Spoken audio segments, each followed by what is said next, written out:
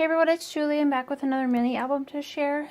In this one I used the paper Hip Tots by Craft Smith. And then I used a tutorial by Country Craft Creations. It's her Saucy tutorial and I'll link that below. This album measures 7.5 by 9 and I made this one to be like a little kids album.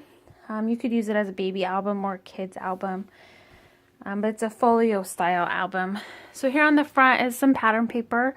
For the closure I used some stretchy elastic and then I layered some burlap flowers here. And these burlap flowers are from Little Yellow Bicycle. Can't talk. So there's the sides and then the back. And this just slides off here.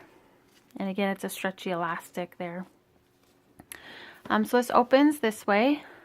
These two pages or parts I left blank. I just used the pattern paper because the album has to close. You can't use a whole lot of dimension here, so it's a great spot to just paste some photos. I thought paste some photos and then write a little note. From here we'll open this side. This side has two stacking pockets and I just stuck a variety of tags that I made using some scraps that I had as I was making the album. And then I have, this is a little fuzzy brad. This one has some little designs on it. I just pulled some brads out of my stash that kind of matched the paper. This has a little bumblebee on it. I don't know if I can get it to zoom. And then another little fuzzy brad here. So over here we have, what is this? 2 big pages and then 2 little pages. But within each page there's a pocket here. And it's like a little, what's it called, file folio almost. So I just used some scraps and then cut some, used a Fiskars maybe, I don't remember. Anyways, I used a border punch here to punch some little holes, scalloped holes, and then it's just blank on the side. So lots of space to either paste some more photos or do a lot of journaling if you have a story to tell there.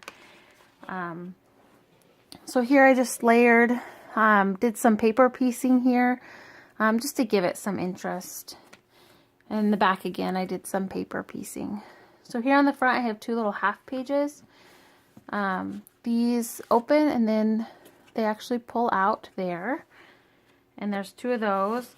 These are just about 4 by 6, so you'd have to trim a 4 by 6 photo down just a little bit there to fit. There. In the back again, I did some paper piecing. And this is the same as that very first pocket, a large pull out there and blank on the back.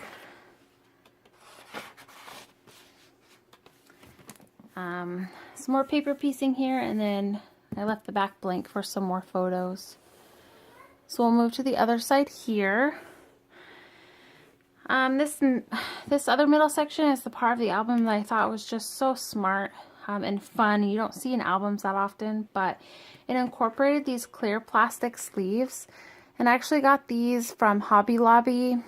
I can't remember the brand, but upon further inspection, Hobby Lobby actually has their own brand. So you can get these fairly cheap. It came in a pack of 16 for like $5, and then you can use that 40% off coupon. So you can get a pretty good deal on them.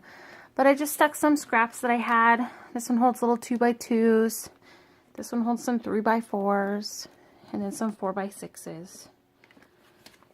And then I left it blank on the back. The Saucy Folio, or the Saucy, tutorial by Country Craft Creations, they put 5 of these clear sleeves in there. But since the pack came with 16, I didn't want an odd leftover number of sleeves. So I just made 4 albums and put 4 sleeves in each one.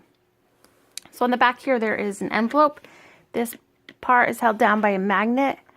And it's a gusseted envelope, so you can fit quite a bit in here. If you're using it, say, as like a baby album, you could put some, you know, stuff from the hospital, the hospital bracelets, a little snippet of hair, some cards that maybe people brought with them when they brought the baby gifts. Or if you're using it for a birthday, you could use the birthday cards that the parents maybe sent or grandparents sent. You could stick lots of anything you wanted in that little envelope. So that is the album. I hope you enjoyed it. And thank you for watching. Bye.